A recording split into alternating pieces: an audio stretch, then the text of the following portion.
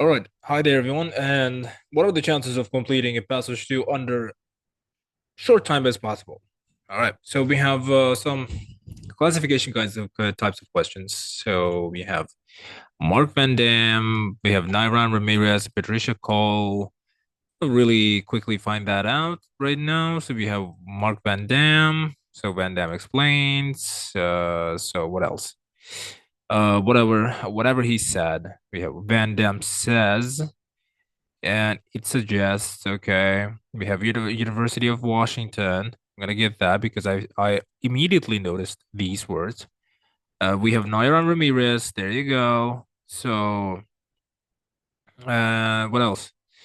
We need Patricia Cole. Yeah, okay, we have Patricia Cole. She says whatever she says, and so on and so forth. We have Linda Polka. We don't really have her in it. So, University of Washington. I want to get as much information as I can. Reference to a change which occurs in baby's brain activity before the end of their first year.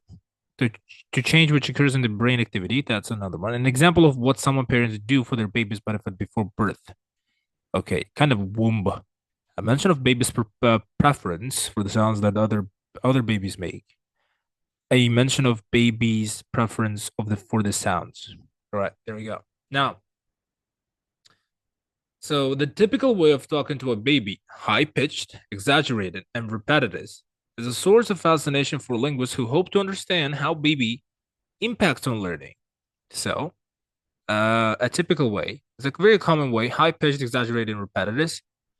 Most babies start developing their hearing while still in the womb, prompting some hopeful parents to play a classical music to their pregnant belly. Some research even suggests that infants are listening to adult speech as early as 10 weeks before being born.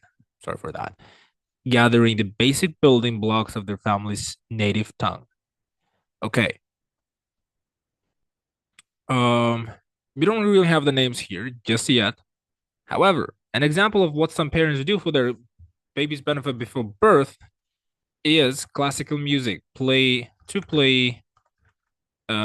classical music. So this is going to be A, paragraph A. Just going to take that and highlight it beforehand for ourselves. All right. Moreover, the importance of adults. Anything in relation to that? No, we haven't found. All right. Early language exposure seems to have a benefit to the brain. Studies suggest that babies raised in bilingual homes are better at learning how to mentally prioritize information.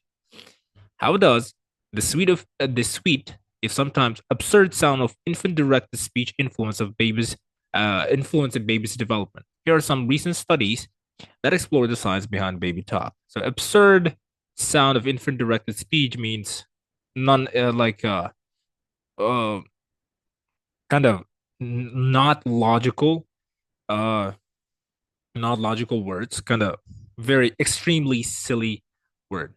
Fathers don't use baby talk as often or in the same way as mothers, and that's perfectly okay, according to a new study. Mark Van Dam, at Washington State University of Spokane, Washington State University, we have another one.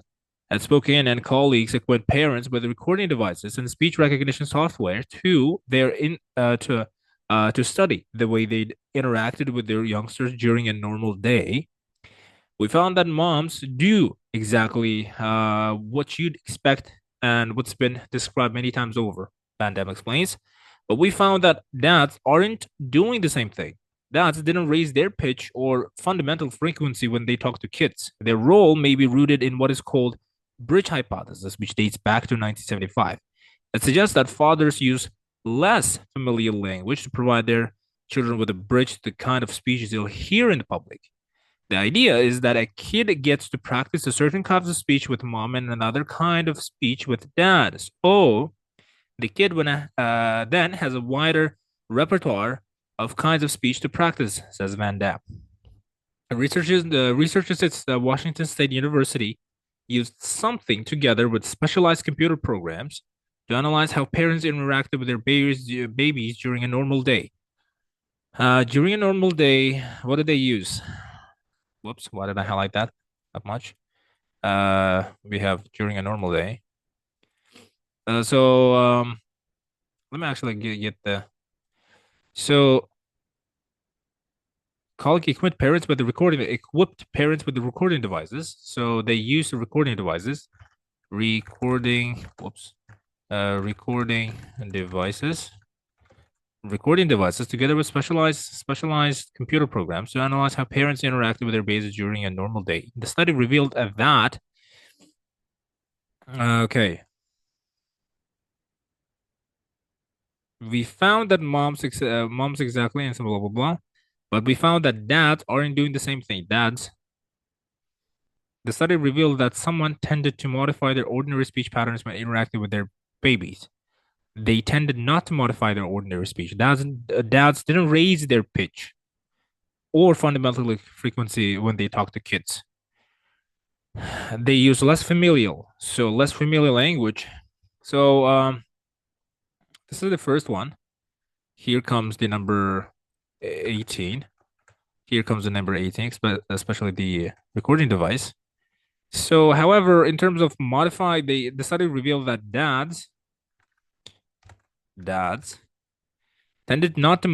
tended not to modify their ordinary speech patterns. Means we these it says that didn't raise their pitch or fundamental frequency when they talk to babies and so on. This is what they said. So I think this is kind of uh number 19.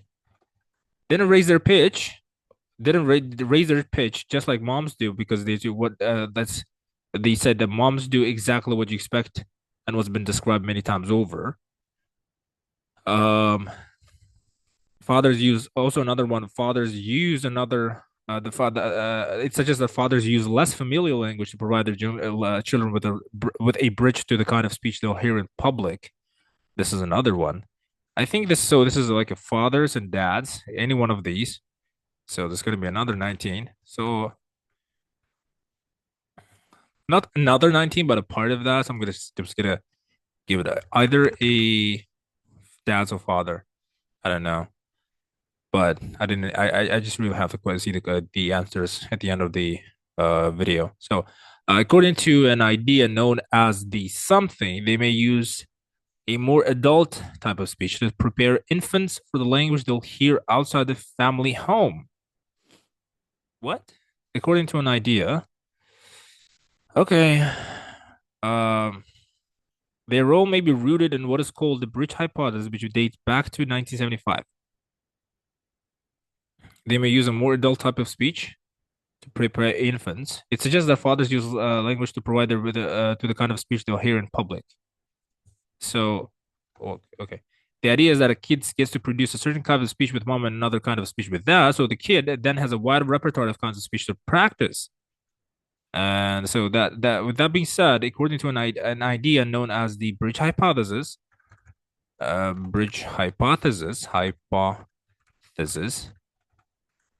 may use more adult type of speech to prepare inference for the language they will hear outside of the family home.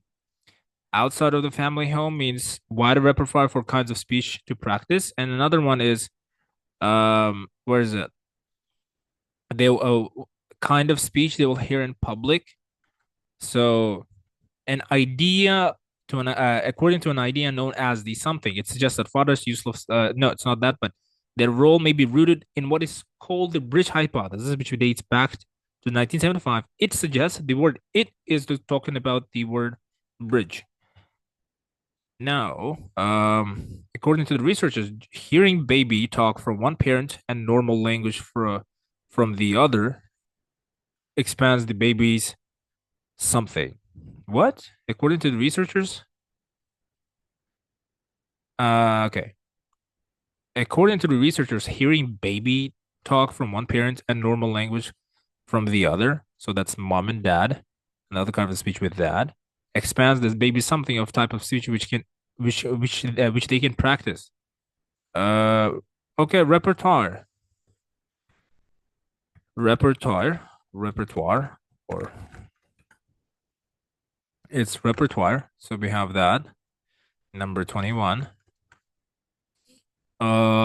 Meanwhile, another study carried out by scientists in the University of Washington, the University of Connecticut, recorded speech and sound using special something else.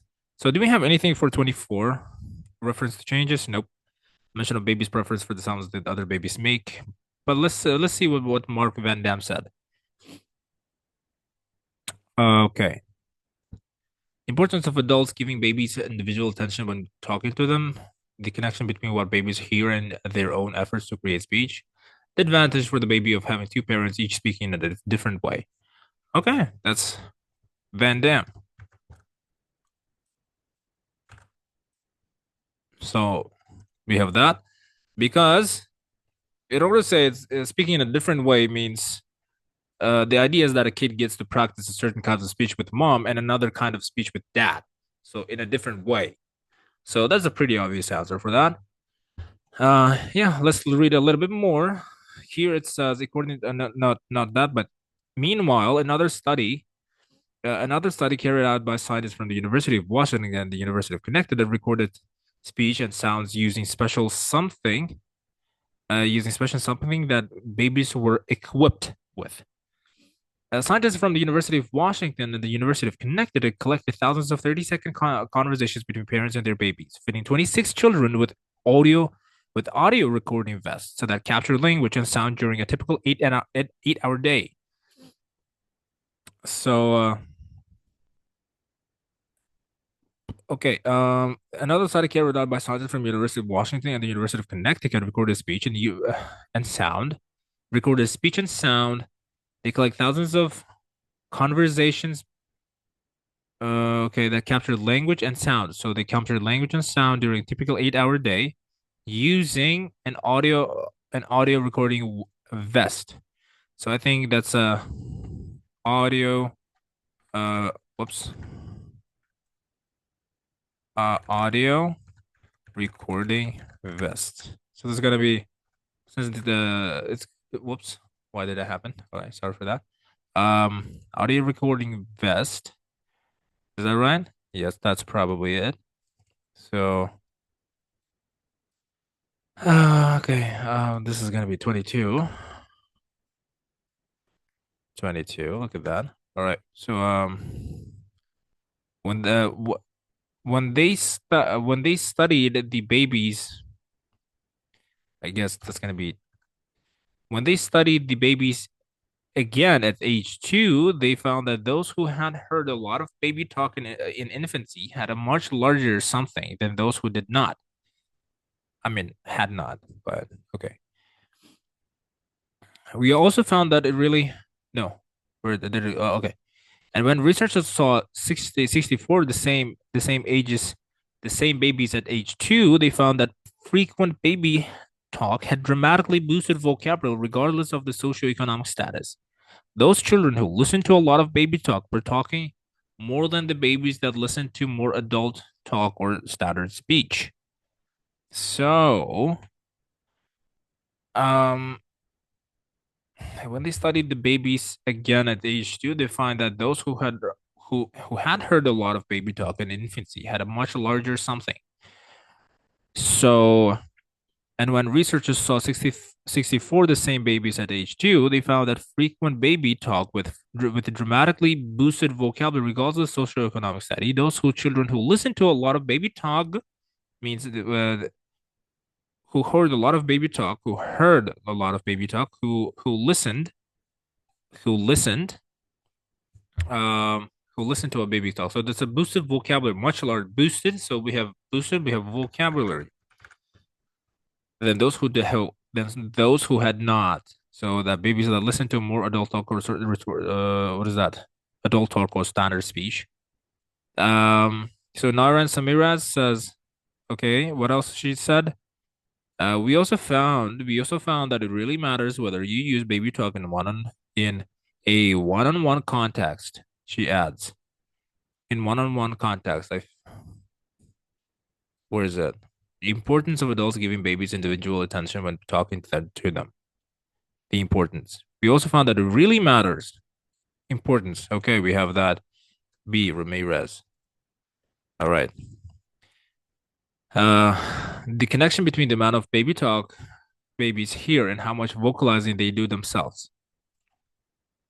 Those children who listen to a lot of baby talk who were talking more than the babies that listen to more adult talk or standard speech. The connection between the amount of baby talk babies hear and how much vocalizing they do themselves is another Ramirez who said it. Okay, then this is probably Patricia Cole. Or is it? Or is it not? I think that's it. I don't know. That's probably it. But we have something in relation to D, reference to a change which occurs in babies' brain activity before the end of their first year. No. Okay, let's see. Read A. Another study suggests that parents might want to pair their youngsters up so they can babble more with their own kind. Researchers from McGill University and Université de Quebec in Montreal found that babies seem to like listening to each other rather than to adults, which may be why baby talk is such a universal tool among parents. They played repeating vowel sounds made by a special synthesizing device that mimicked sounds made by either an adult or another baby. This way, only the impact of the auditory cues were observed. The team then measured how long each type of sound held the infant's attention.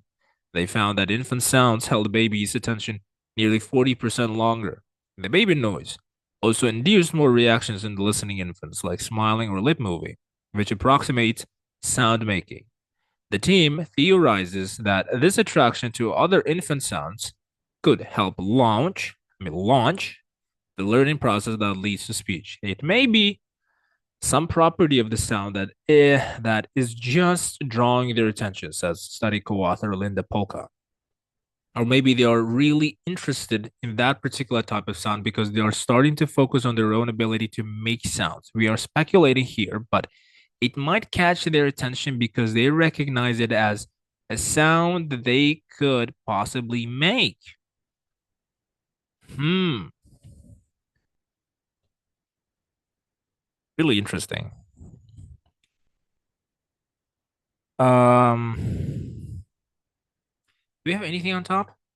Because no, we don't really have names. Let's see. A reference to a change which occurs in babies' pregnancy before the end of the first year. Nah, not really. A mention of babies' preference for the sounds that other babies make. Oh, I think they played repeating sounds, repeating sound, vowel sounds made by a special synthesizing device that mimic sounds made by either an adult or another baby. Look at that, and I think this is that. This way, the only impact of the auditory cues were observed. The team then measured how long each type of sound held the infant's attention. I think this is going to be paragraph E. Because so far here, it doesn't talk about the baby's preference so far. But last but not least, we have F. In a study published in Proceedings of the National Academy of Sciences, a total of 57 babies from two slightly different age groups, 7 months and 11 and a half months, were played a number of syllables from their native language, English, and a non-native Spanish. The infants were placed in a brain activation scanner that recorded activity in a brain region known to guide the motor movements that produce speech. The result suggests that listening to a baby talk prompts infant brains to start practicing their language skills. Finding activation in the motor areas of the brain when infants are simply listening is significant because it means the baby because it means the baby brain is engaged in trying to talk back right from the start, and suggests that 7-month-old's brain are already trying to figure out how to make the right movements that will provide words. Patricia Cole, we finally found the answer. Connection between what babies hear and their own efforts to create a speech. Are already trying to figure out how to make the right movements that will produce words. Create a speech. There we go. All right. A reference to a change which occurs in babies' brain activity before the end of their first year. Another interesting finding was that while the 7-month-olds responded to all speech sound regardless of language, the brains of the older infant worked harder at the motor activation of non-native sounds compared to native sounds. The study may have also uncovered the process by which babies recognize differences between their native language in other tongues. I reference to a change which occurs in babies' brain activity before the end of their first year. So yeah, that is going to be enough. So did you finish successfully? Anyway, I'm not really sure about one part. I'm not really sure about the sixth one. No, not the sixth one. Hold on. We pretty much finished question number 14 to 26. So yeah, guys. There we go. Pretty simple. Yeah. Actually, what is what how whatever I do, what really helps me is one thing. It is vocabulary. Vocabulary is equals reading. When you know vocabulary, you can do the reading, which you can also then navigate through matching paraphrases. That's the best thing you can ever do. So, anyways, thank you very much for watching, guys. If you have any questions, make sure to comment down below, and I will come back with a very prompt response to your request. Thank you very much for watching. Subscribe, like, and share. Of course, dislike if you don't like it as well. So yeah, once again, thank you very much for watching.